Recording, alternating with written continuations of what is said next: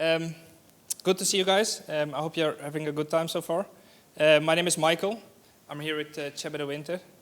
And we're going to try to entertain you guys on a couple of things. First of all, just quickly about Arista. Arista makes Ethernet switches like any other network vendor.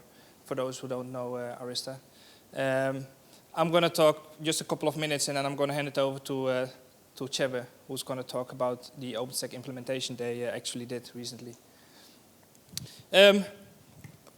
Basically, I want to use this graph to explain the history a little bit about software. I'm not a historian, but just that in the 70s, it all started with a monolithic code-based system. And then in the 90s, people started to realize, hey, the monolithic code base, where you have thousands of lines in one code block, doesn't scale, doesn't perform. So let's make it modular. So basically what they did, every feature, every spanning tree or SNMP now has its own daemon, so to speak. So we came basically later, and we've learned from the past. And basically, if you look nowadays, what a switch is, it's just a Linux box. It's a box with a lot of 10 gig ports, and it runs Linux underneath it. So all these operating systems has a Linux kernel. The difference is that someone are using FreeBSD, we're using Fedora.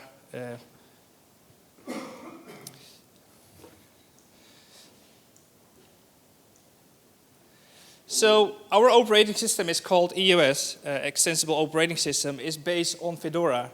And the difference with these, with the previous operating system, is that we haven't modified our kernel. So it's a FreeBSD, a Fedora kernel, which hasn't been modified. Because as soon as you start modifying your kernel, you kind of disconnect from the open community.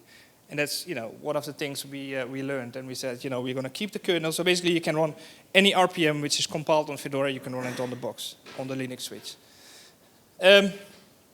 It's all about software, but in the past it was all about custom ASIC. You're going to make your own ASIC and then provide it to the ASIC manufacturers, and then these guys would go and spin your ASIC for you. Nowadays, the merchant silicoms has become, because of the volume, basically are more interesting than creating your own custom ASIC. So we don't make our own ASICs. We're using merchant silicons. If you look at our software architecture is decoupled from the hardware. So we can pick any other, any vendor, merchant silicon vendor, to build our switches. Now, we're here to talk about OpenStack. If you look at, Arista was founded in 2004. In 2008, we shipped our first product. And basically, we only started with OpenStack since the Havana release. And basically, it was exactly the transition between the previous and the ML2 plugin was introduced in the Havana release. So we have a great focus on Neutron, obviously, right? We're a network company. So basically, Neutron is ML2 plugin is the focus we have. One of our developers is part of the co-chairman at the ML2 meetings. I think the biggest opportunity for most vendors, network vendors, lies in the fact that, as an OpenStack developer, you expect the network to be there, and it runs, right? It should carry packets from A to B. But as an OpenStack, developer engineer, you're kind of blind. You have no idea what's going on. So the biggest challenge for most vendors, and that's where the opportunity lies, that's where we focus on, is to create visibility on the hardware, what's going on, right? So you know exactly what's going on underneath. So basically what it does, it enables you to give your visibility underneath the hardware. If you need to troubleshoot, 80% of the errors nowadays are still human errors. So basically what we enable is like a single pane of glass, and find out if something doesn't work, why it doesn't work, and you have all this visibility. We've got a presentation running downstairs, and basically what a presentation is that we're showing the ML2 plugin, which creates the SVIs, the VLANs, And then we're doing something with VXLAN. I don't know if you guys are familiar with VXLAN. VXLAN is just an overlay protocol where you can basically tunnel layer 2 over a layer 3 fabric. So basically what we've got a demo with 2 VTAPs. A VTAP is a virtual tunnel endpoint. And then there's running, an IP fabric based on BGP. And then that's how we demonstrate how we can basically provision a VM here. The VLANs are going to be created. Routing, if you want to interroute between VMs, the RVIs, the routed interface, are going to be created on the switch. And you're going to be able, this VM is in the same VLAN as this VM, and you're going to be able to talk to them. So that's basically what we're demonstrating downstairs. So if you guys are interested, feel free to come and see us. That's it for now. I'm going to hand it over to this gentleman to do the talk on this implementation. Thanks, Michael. So, a week ago I asked, should I do the presentation in Dutch or English? And the answer was Dutch. So, sorry for my cold-stone English then. So on the slides you will find some English and some Dutch items. Okay, who is CISO? So I'm Tjebbe de Winter. I'm technical and responsible for all we do at CISO. We're I think 7 years older than Arista. We've been around since 1997. We're a hosting provider doing tailor-made solutions for businesses. We're 35 people, and basically we make not money out of infrastructure, but we make money of managed services. So we take care, we think about how to scale and operate your business and have great uptime. So, and very important, we do a lot with cloud technology, but not that cloud things that you need for automating your office. We don't do virtual desktops and that kind of stuff. We only do things that result in a website or an API. So basically, we provision like HTTP or HTTPS applications. So this is our. Okay, so I'm going to talk about OpenStack, and an important question to ask is, so why OpenStack? There are a lot of other commercial or non-commercial options. First of all, OpenStack it's got a lot of momentum. That's why we're here right now. It's an open framework. There's a lot of adoption in the market. There are really a lot of competitors that all are working together in OpenStack, and among those companies are also companies that have their own commercial solutions, like VMware. So that's interesting to notice. It's a very serious, full-featured solution. I'm proud of my company, but we're only with 35 people. I think we're smart people, but we're not smart enough, and we will never be big enough to create something great like OpenStack. So if you want to compete with Amazon or Rackspace, you need to step on a train that will help you be competitive, and that's one of the great things about OpenStack. It can definitely compete with commercial vendors, but also you will profit from all the energy that's in the OpenStack project. So this is just some figure. You will see a lot of those figures, but this is the amount of commits, and these are all the different companies working at OpenStack, and there are more than this, but you can see it's really multi-vendor. It's Red Hat, it's Mirantis, it's VMware, it's HP, it's IBM. It's a lot of different companies trying to make it a success, and it's a success already.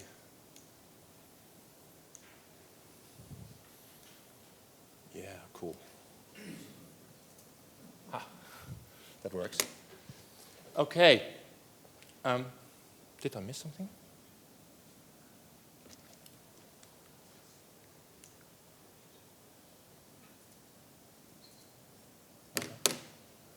So, and there's another reason for us to do OpenStack.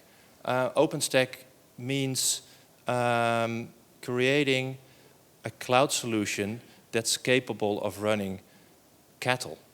I don't know, you've probably heard it today, but old-fashioned servers are like pets. You know their name, and 80% of our work right now is we have all pets, we know their name, we even know their IP addresses out of our head, and we log in on those servers every month and update them and tweak the configuration, and we take care of our pets. And that's what we're very good at. But that's the old world. That's making old-fashioned monolithic applications, running on VMware and trying to do everything you can to get it some way or another redundant and available and scalable. And that's difficult. That's a lot of technology. And OpenStack is something different. It's not very suitable for running those old-fashioned VMware applications, but it's very suitable to run the new style applications that you automatically provision with some provisioning tool that can scale vertically. But that means a different way of thinking, not only for developers, but also for systems administrators, because now they don't need to know how to click in Microsoft Windows or how to do some tricks with VI, but they need to know how to operate Ansible or Chef or Puppet. And that's my Puppet Chef, because at our company we have a bunch of guys that really like Puppet, and of course we have another bunch of guys that really like Chef. So I've introduced the Puppet Chef, and basically it means it doesn't matter what kind of configuration management software you use, as long as you start using one of them. And I don't care which one. Using nothing is not an option. So for me, it's a way to inspire everyone at our company to learn how to deal with these kinds of things. Because if we don't, then probably we will not exist anymore in like 5 years. So, but still there are some challenges. If you use OpenStack for infrastructure as a service, that's typically a self-managed service. And for us, as a managed hosting provider, that's something new. That means that our customers can do all kinds of things themselves. And we don't like that idea. We want to be in control. Because not every customer is an IT expert, so they will probably do stupid things also. And that's no issue, but we don't want one customer to interfere with another. So basically it means that the infrastructure will have different use, different requirements, and it probably needs to be more stable and robust than a typical managed infrastructure. So it needs to be better than a VMware HA-like environment.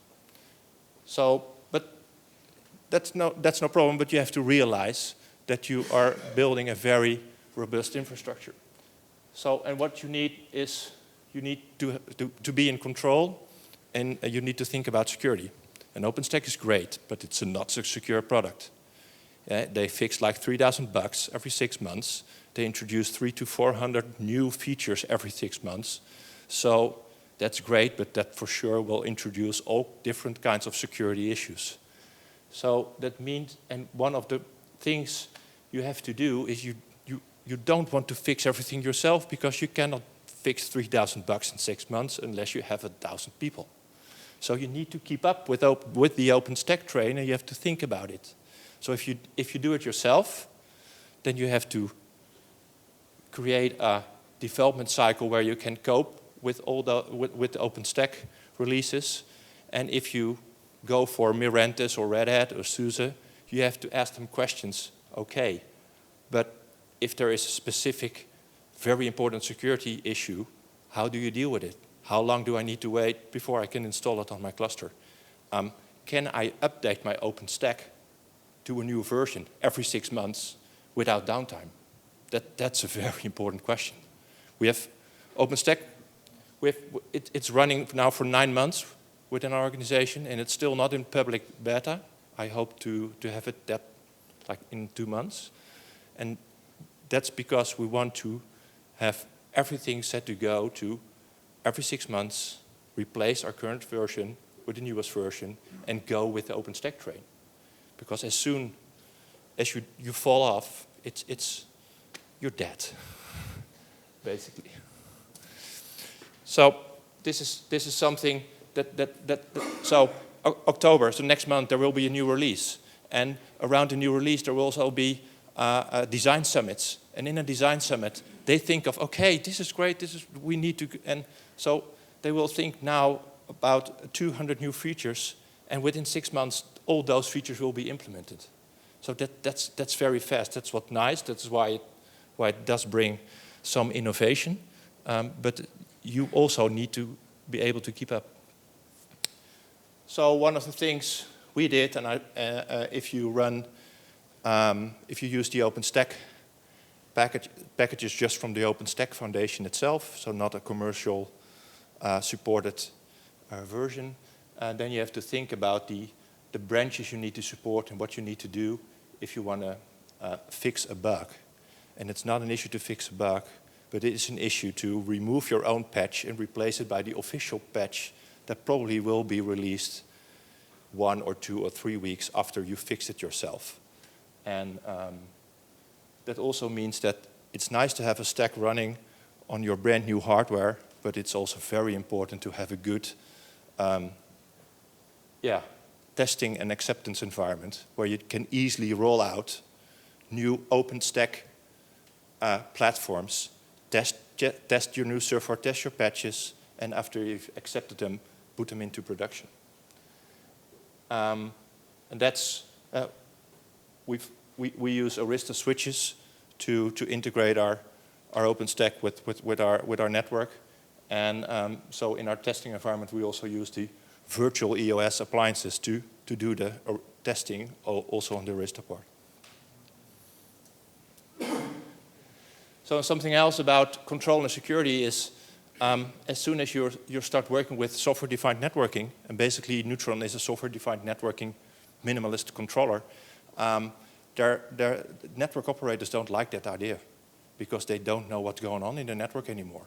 If the slide that Michael showed us with a VXLAN connection between A and B, from a network operator point of view, it's traffic flowing, but he doesn't know where it comes from. He doesn't know where it's going to, which VLAN is inside the VXLAN tunnel, and if you want to debug, or even if you want to know what's going on, that can be quite difficult. So it's basically a black box, but we need to be able to push the red button and see what's going on inside. So, and that's something you need to think about. And for instance, if you use a good ML2 driver from Arista or another vendor, it should have the possibility to link your physical network with your OpenStack infrastructure, so you can ask your switch which customers, which VLANs, which instances are active on this port.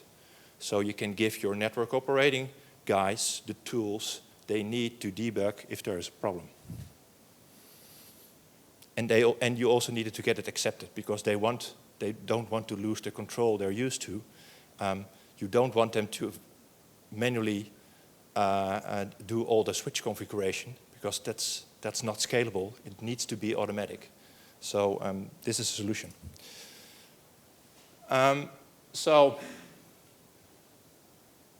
the last thing is automatically provision. Our OpenStack, we can tear it apart, the hardware stack, so just swap all disks, format everything, push a button and wait. And after 1 hour, we've installed our OpenStack stack, we've installed our Ceph storage cluster, we've installed everything we use. And that's the only way it's going to work, because that's how you can also easily roll out new testing environments. And that's also that you know for sure that the 4,000 different configuration settings that Alan mentioned, that you have them right on every node. And if it's not right, you change your Puppet configuration or Ansible or whatnot and retry until you fixed it. And that will really help with the stability of your platform.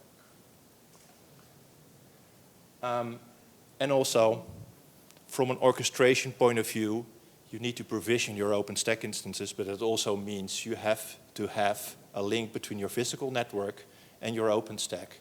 And it shouldn't need any manual configuration. So it's nice to run, for instance, a Puppet agent on an Arista switch to make it part of this fully automated setup. So, and if you do all that, you will get You will get stability on your configuration. But there are also, of course, some other things you need to take care of. You just need lots of storage, lots of compute, fast network, and the most important thing, you need to be able to grow fast. And you can only grow fast if you can send anyone to the data center that just throws in hardware and you only have to push a button, okay, provision this hardware and let's go. And that's of course, that's the way how Amazon works and how Rackspace works. What nice is about OpenStack, it enables companies like CISO to have their operations on the same level. That's interesting.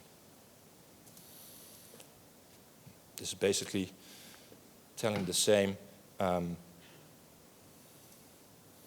Okay, so why do we use Arista for networking? This is because the future is clouded, meaning OpenStack is changing rapidly.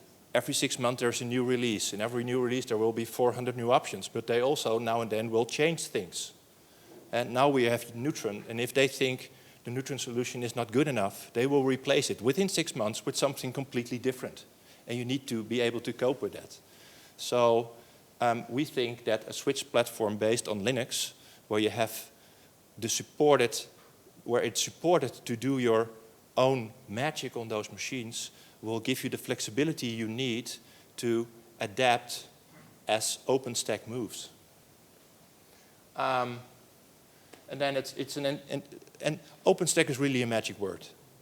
If you have a support ticket with like a company like Arista, and you're knowledgeable and you mention OpenStack, then you will get to talk to the right people in no time. And of course, the virtual Aristas are very handy for testing purposes. It's robust hardware, and you can make simple setups. And I like always the keep it simple, stupid. So what we did with OpenStack, we said, okay, we want to build everything based on open source. Of course, you can buy a lot of closed source solutions for your object storage or whatnot. So, but we try to build everything based on open source. We do it ourselves, so we don't use Mirantis or SUSE or Red Hat. We're creating our own. This is our stack. It's just Dell machines.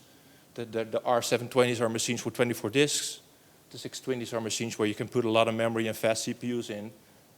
Everything has a minimum of 20 gigabits to 2 different Arista switches. So one can break down, you can update without having a loss of connectivity.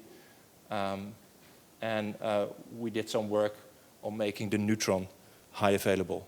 Because if your Neutron goes down, if your control node goes down, all your networking will stop. And that's it then. Okay, so I have 5 minutes left. Questions? I appreciate that you have to follow this 6-month cycle, right? Yeah. And if somebody at OpenStack thought about it, it probably worked too. But you say you have to have the automatic Puppet or chef provisioning and whatnot, which is fair point. Yeah. Because you can deploy quickly. But if you update your stack, your Puppet configuration is useless. So do you have to? What is your strategy? Do you reinstall a new version and try to have the configuration management follow the new version, or do you test deploying the new version with Puppet and then run it over your old stack? That's a very good question. So first of all, we try to piggyback on the work that OpenStack does as much as possible. That's what this is about. Only do yourself what's really necessary. So what we use is we use the Puppet scripts that are available on the OpenStack website. So, and of course, if there's a new release, there is a lot of things not working, but we try to keep as close as the public available sources as possible. So, and when a new release comes out, we will test our new Puppet environment. We roll out test OpenStack instances in VMware. And so we use VMware as a virtual environment to emulate our hardware to automatically install our OpenStack stack. And as soon as that works okay, then yeah, it's right. We need to replace our current OpenStack setup because OpenStack doesn't really have an upgrade option. Not really. That's what I'm following, because it's not only doing the OpenStack. You have to do your upgrade management too, because the moment you update, it's useless. Yeah. So you plug in the update scripts in the current Puppet setup. Yeah. And that would be your new evolution, or do you have to rebuild it from scratch when it's done? You understand? Because otherwise you're always bound to install OpenStack version 8. Yeah. And then run your Puppet configs to get to 10 every time. I think it depends on if it's a major update or a minor update. So just updates within a release can be just done by testing them and then rolling them out to your production environment. And if it's a new release, then depending on how what is changed, we will basically reinstall our production setup.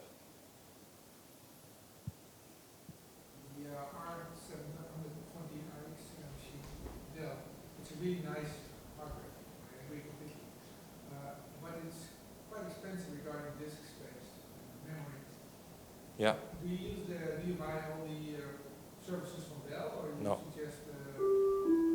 So it's true. The 720s are nice, but they're quite. Het is tijd om te wisselen. So yeah. Guys, I suggested you go to ask Chairman the questions if you have any questions. So, but We're downstairs. volgens mij is je, ja, hij doet nog. But basically, we buy the disks that we use, especially the SSDs, we buy them directly. That's the trick. Thanks a lot, Chairman.